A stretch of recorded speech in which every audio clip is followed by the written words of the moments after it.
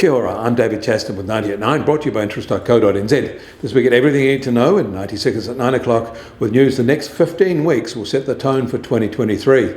So far in 2023, the benchmark equity market is up 15%, that's the S&P 500.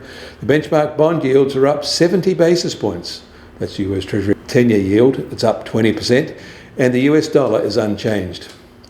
Now we're at the last week before America's Labor Day holiday, signalling the end of the sell in May and stay away period. That's sell before Memorial Day and stay away until Labor Day. Financial markets will then come back to full capacity. The last big Northern holiday season event is the Central Banker Conference at Jackson Hole. With his eyes firmly on expected American inflation pressures, Federal Reserve Chair Jerome Powell emphasised the potential necessity for additional interest rate hikes in order to effectively manage the pressures they still see ahead. However, he did suggest they could hold rates steady at its next meeting in September. Market reactions to this closely watched speak have been modest, although Wall Street equities did rise and they ended with a winning week, and the US dollar also rose modestly. Meanwhile, one piece of American data that was released over the weekend, the University of Michigan Consumer Sentiment Survey, also didn't have much market impact. After rising sharply for the past several months, this consumer sentiment indicator moved sideways in August.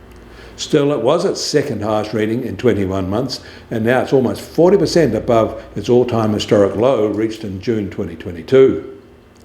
In China, they said they'll scrap a rule that disqualifies people who have already had a mortgage from being considered a first-home buyer. It does look like an odd approach to take to spark an uptick in their residential property markets. Meanwhile, Country Garden isn't getting much support for its delaying its payments on its bond. Bondholders are digging in there. And not helping China's labour markets, the giant tech assemblers like Foxconn just aren't hiring like they used to. And this is the high season for manufacturing for shipment to the US for their end-of-year holiday season. And it will be no surprise that the persistent weakness in Chinese industrial profits is extending, even if not quite as weak in July as in June. These profits fell last month 6.7% from a year ago, compared with a drop of 8.3% in June.